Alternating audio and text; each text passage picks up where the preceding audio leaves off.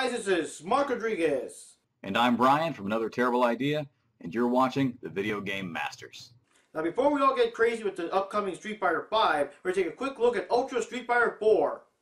Ultra Street Fighter 4. Seriously? Another rehash? Come on. Now hold on, Johnny, this is a little bit different. There's 5 new characters, one of them is never before seen. We got new backgrounds, we got new gameplay mechanics, it's a whole new game. Yeah, I'm going back to the Killer Instinct on the Xbox One. Alright, maybe it's not so much of a new game, but yeah, let's check out Ultra Street Fighter 4. Ah, you shall make an interesting opponent.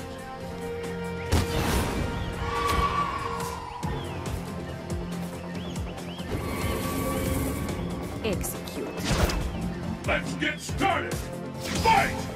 Ultra Street Fighter 4 is, hopefully, the last super sequel in the Street Fighter 4 series. It brings in 5 new characters mostly already seen in the Street Fighter Cross Tekken game. We get the super cheesy powerhouse Hugo, the deadly wrestler promoter Poison, you get the military madman Rolento, and the happy-go-lucky dancing schoolgirl Elena. Ladies and gentlemen, the ultimate Street Fighter! The all-new character is Decapre, one of Bison's original Shadaloo dolls that was reawakened by Sin. All she remembers now is a strong hatred and desire to find and kill Cammy. The game also brings in stages from the Street Fighter Cross Tekken game. Most noticeable are the Research Facility stage, which is inspired by another Capcom game, Dino Crisis, and the Cosmic Elevator stage has a random cameo from Mecha Zangief, an alternate non-canon character from the Marvel vs. Capcom series. The stages have all new music when compared to the Street Fighter Cross Tekken game, which is kind of a shame since the Mad Gear Hideout stage had some real cool Final Fight music remixes. Besides the expected balance tweaks and changes amongst the characters, one noticeable feature Ultra has is the ability to choose between the 2 Ultra combos like before, or the new double combo that lets you use both. The only thing to keep in mind is that if you use a double combo and use one of the Ultras, it does a lot less damage than it would have had if you had just chosen the Ultra combo by itself. Another cool new feature in Ultra Street Fighter 4 is the red focus. It can be used offensively or defensively as a way to either get away from another opponent's attack by absorbing multiple hits, or as a way to extend your own combos for max damage. What you can see here is how Gen is able to absorb all the hits of Ryu's Ultra 1 and actually counter with an Ultra of his own. Playing as Zangief versus Bison here, I'm actually able to interrupt Bison's Ultra, smacking him midstream and then countering with an Ultra of my own for a ton of damage, taking almost half of Bison's life off in essentially 2 hits. You have to be careful though, because it doesn't work with everything. As before, focus attacks can be broken by armor breakers, including red focus.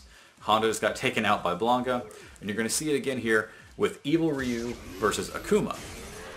Akuma's Ultra 2 is an armor breaker, cuts right through red focus. You're not safe in every situation, so be careful how you use red focus. This game encourages even more online play than ever before. There's a new online training mode to practice with other people, and the game even saves all your replays. You can see all the replays from other players and save them to watch over and over again. This game even gives you the ability to upload your video straight from your game system to your YouTube channel. Stop! You do not have the right to publish that kind of copyrighted game footage on YouTube.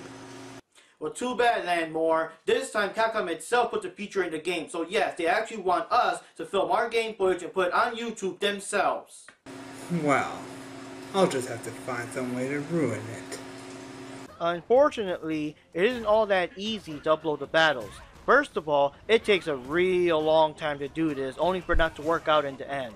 First, it plays out the match in normal speed. As you can see here, typical match I recorded here, no big deal, no big difference. But then when it's done, it replays the whole thing in agonizing super slow-mo. And I'm talking about half an hour or even more of just watching the TV, waiting for this to drag on and finish. And this is just a regular 2 out of 3 fight here with my buddy Chun-Li Aichie. Imagine if this was a best 3 out of 7 match, it would never get done. Once it's done, it takes forever to try to upload to YouTube, only for it to fail like it did here. And even worse, it doesn't even save the file. So instead of just trying again or whatever, no, you have to do the whole thing all over again for another half hour or so watching the TV being bored out of your mind. This game has been out for a long time. People have been saying that Capcom would eventually fix it, or release a patch, or do something, or maybe when the game came out in disc form it would be fixed by then, or whatever. But to this day, unless you have a super good connection, and even then, it just won't work. I have still not been able to upload a fight from the Xbox 360 to YouTube to this day. It just doesn't work. Yes, I win. Similar to Super Street Fighter 4 Arcade Edition, you can either buy Ultra by getting the actual disc, or you can download the new features to your Super Street Fighter 4 or Super Street Fighter 4 Arcade Edition copy. The only thing is that if you're using the older Super Street Fighter 4, you do have to download the Arcade Edition first before you can get Ultra. Now, one thing I didn't know about is that a couple of weeks before the Ultra download was available, Capcom actually let you download Arcade Edition for free if you didn't have it already, which I really wish I knew about because I have already spent the money downloading Arcade Edition a couple of weeks before that. Another thing is that this time the download was available in the summertime, so everybody was rocking it up, while the actual disc copy was not available for a couple of months later. When the disc came out, all the costumes from all the games were already unlocked and available for free, which really sucks for everyone else that spent all their money unlocking the different packs throughout the games throughout the years. Speaking of free downloads, near the end of 2014, Capcom actually gave us a brand new feature called Omega Mode to add to your Ultra Street Fighter 4. Omega Mode? Oh my god. I don't care! Omega Mode gives everyone new moves, and since it is such a huge roster by now, it's going to take time to find all the changes from all the characters. Offhand, the most popular ones are Ken being able to throw fireballs from his feet, Sakura having this short distance fireball blast, and DJ now using circular motions instead of being a charged character with a new move to boot. Besides being able to use Omega Mode, this new feature also lets you choose to have your character play with the same tweaks and differences it had in original Street Fighter 4, Super, Arcade Edition, or Ultra. So if there was a change you didn't like in the sequel, or you felt your favorite character got nerfed when compared to Super to Ultra, you can go back and play how they used to play back in that particular game. This mode seems to be kind of limited though. It only works in practice and versus mode when you're doing it offline, and online it only works in endless battle. I kind of wonder why they did it that way.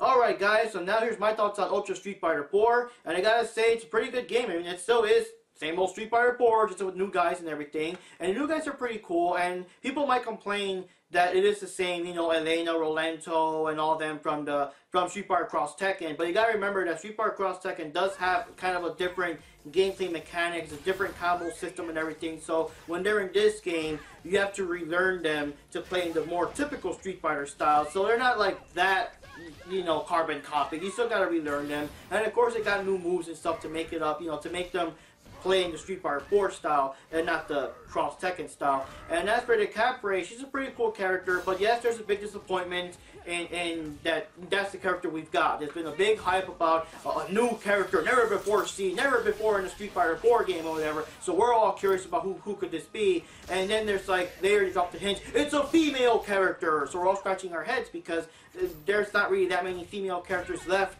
that aren't already in Street Fighter 4 and everything, and then like, it's a character that's been in one of the Street Fighter comics, so it really got us scratching our heads, because wow, it must be like an all new original character from the comics and stuff. And I mean, it could have even been Karen, because Karen herself started off in a Sakura manga series that I guess she got so popular she was actually put in the game later, but it wasn't Karen. And yeah, so when we finally got to see the Capre, that's like, oh come on, I mean, it's just Cammy with a metal mask. And to be fair, she does play very different from Cammy. She has all new moves. She's a charged character, not a circular character. But people still can't kind of scratch that off their minds. It's just a Cammy clone. It's real lazy and everything. But it is kind of cool. We do get to play as one of the Shadaloo dolls for the first time. You know, it's kind of different.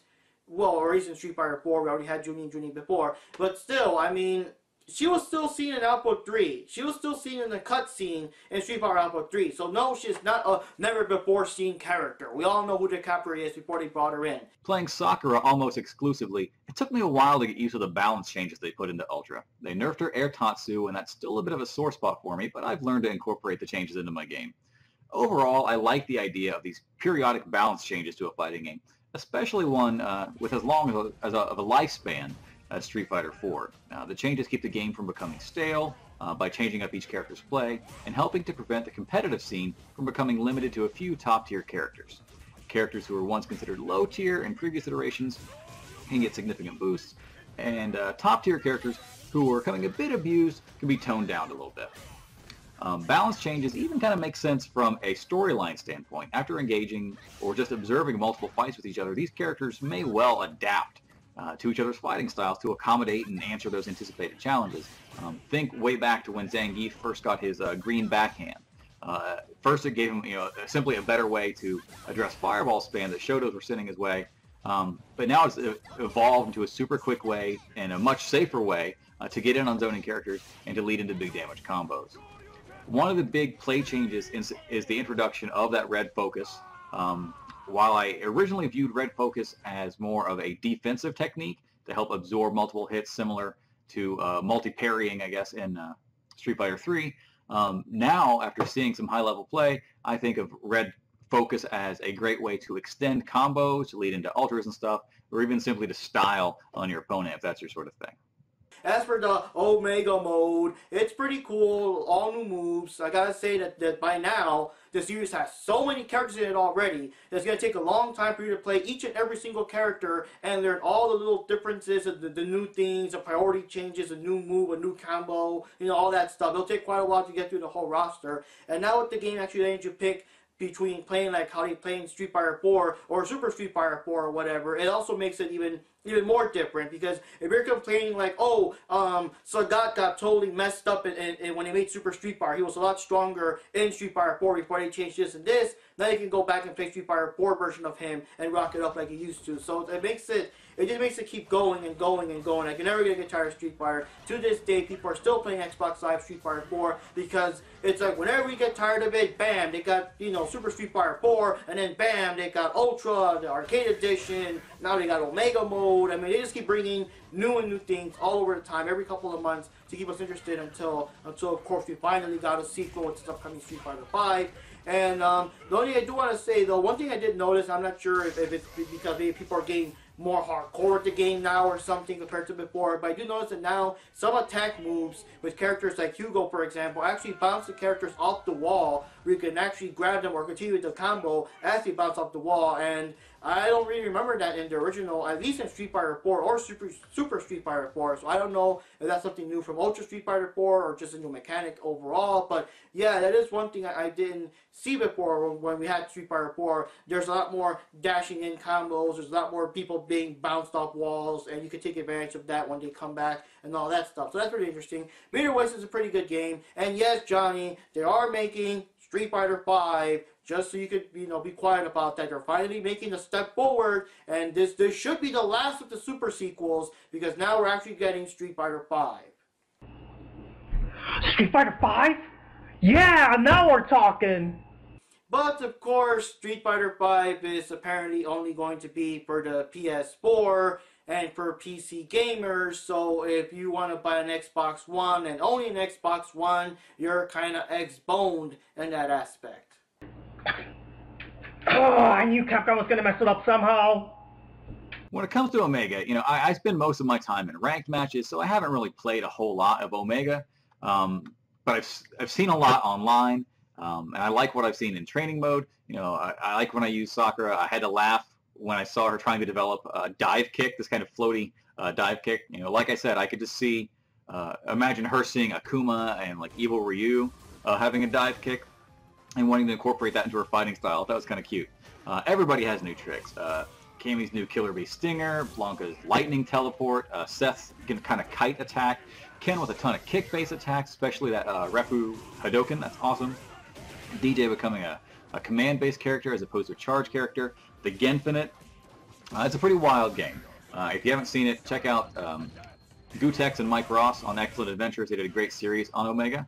Omega has a nice mix of attacks from games like Alpha 3, Third Strike, even Cross Tekken. Pretty much if your character has a move in another game they didn't have in Ultra, they'll probably pick something up from one of those extra titles. With Red Focus and Ultra Combo double taken out, it seems like Omega is a fun place for Capcom to give a little fan service to the audience there while still trying out some of the new ideas they want to implement in Street Fighter V. And Definitely, it's a fun diversion and a welcome addition to the package. I like kind of free bonus content. It's not going to be where I focus my attention, but it'll be fun for some casual play. Thanks for watching, guys. Thanks for having me back on the show.